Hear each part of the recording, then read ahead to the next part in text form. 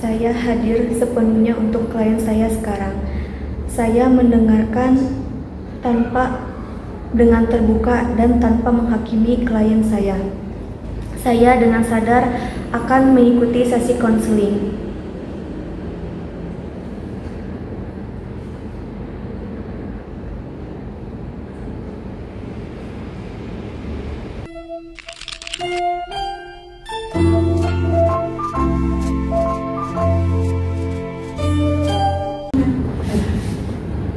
Assalamualaikum. Waalaikumsalam. Apa kabar rekannya? Alhamdulillah baik. Silakan masuk rekannya. Baik rekannya, di sini terdapat ada 3 kursi ya rekannya, di mana rekannya bisa memilih kursi pertama, kursi kedua, dan kursi ketiga. Agar sesi konseling berjalan dengan nyaman, rekannya bisa memilih salah satu dari kursi tersebut. Saya Oke, baik, silakan. Baik rekannya, agar sesi konselingnya berjalan dengan lancar, saya boleh duduk di sebelah mana agar rekannya nyaman dengan kehadiran saya.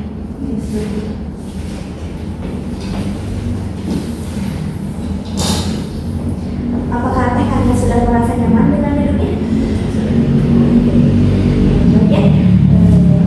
Di sini saya sudah menerima intake form yang rekannya kirim, dan di dalam intake form tersebut rekannya mengalami kecemasan. Apakah benar? Kalau boleh tahu ya, sebelumnya tahu informasi layanan konseling ini dari mana? Saya mengetahui dari Instagram. Kenapa rekannya memerlukan sesi konseling ini?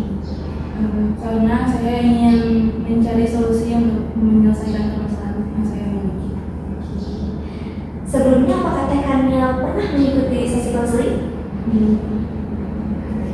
Sebelum mulai sesi konseling ini, apakah ada pertanyaan untuk saya? Tidak. Baik, jika tidak ada, saya akan menjelaskan ya tentang sesi konseling ini.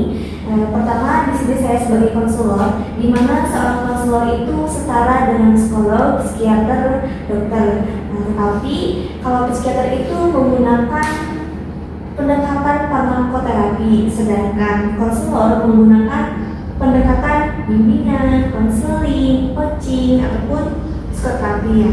Nah, walau dalam pelaksanaannya sulit dibedakan ya, tetapi insya Allah itu bisa membantu. Apakah ada yang bertanya lagi? Tidak. Berdasarkan surat kontrak yang sudah ditandatangani, kita akan melaksanakan 4 sesi konseling, atau 4 kali pertemuan, di mana setiap sesinya dilakukan seminggu sekali dengan waktu sekitar 40-60 menit. Nah, kemudian sesi konseling ini ada beberapa aspek ya rekannya. Salah satu di antara aspek tersebut yaitu ada aspek kerahasiaan, di mana rekannya bisa menceritakan kesulitan, keresahan yang dialami. Jadi dengan adanya aspek kerahasiaan, rekannya tidak perlu khawatir karena saya akan menjaga kerahasiaan itu. Oke. Kalau boleh tahu, apakah saya boleh men-sharekan informasi pribadi rekannya? Baik.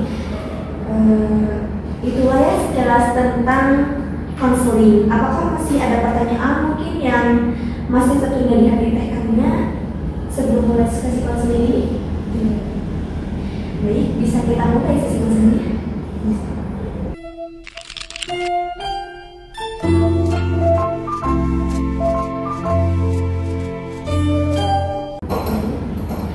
Baik, seperti yang sudah saya sampaikan tadi ya, kita akan melakukan konseling dalam waktu 40-60 menit. Nah, sebelumnya apakah saya boleh tahu apa yang membuat rekannya ini ingin mengikuti sesi konseling? Jadi begini ya, saya mempunyai suatu masalah. Persisnya permasalahan apa saja yang boleh diceritakan dengan saya? Saya itu merasa sulit sekali untuk menyelesaikan tugas-tugas kuliah, dan setiap kali saya ingin memulai selalu ada hal yang tiba-tiba lebih menarik untuk dilakukan. Oke. Rekannya merasa kesulitan untuk menyelesaikan tugas karena ada banyak gangguan yang tampak lebih menarik saat rekannya berusaha untuk memulainya. Iya, saya sadar bahwa saya menunda-nunda, tapi rasanya saya tidak bisa berhenti. Semakin Rekannya menyadari bahwa rekannya sering menunda tugas itu dan itu membuat rekannya merasa semakin sulit untuk memulai tugasnya. Betul Teh, dan ini membuat saya merasa bersalah. Saya tahu saya seharusnya bisa lebih produktif, tapi saya selalu kalah dengan rasa malas tersebut.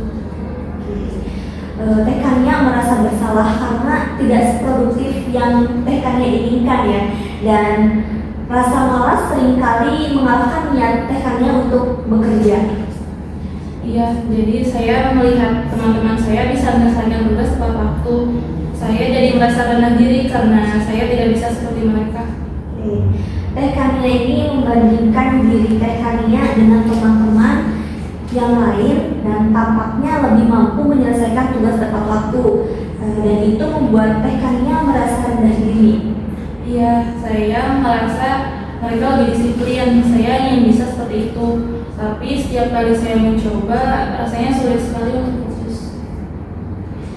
Rekannya ingin memiliki disiplin seperti teman-teman rekannya, tetapi setiap kali rekannya mencoba, rekannya merasa sulit untuk fokus.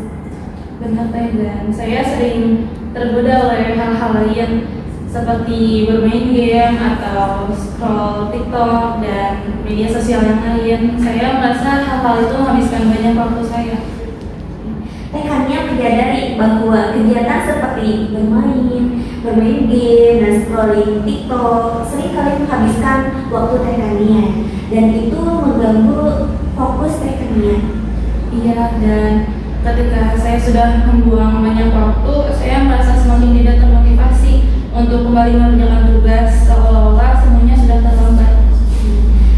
Setelah menghabiskan waktu dan untuk hal-hal lain, rekannya merasa semakin tidak termotivasi, seolah-olah rekannya sudah terlambat untuk memulai kembali tugas. Betul, jadi saya tahu saya harus mengubah kebiasaan ini, tapi saya merasa terlalu lelah secara mental untuk memulainya. Rekannya menyadari perlunya mengubah kebiasaan ini, tapi di saat yang sama rekannya merasa lelah secara mental untuk melakukan perubahan ini.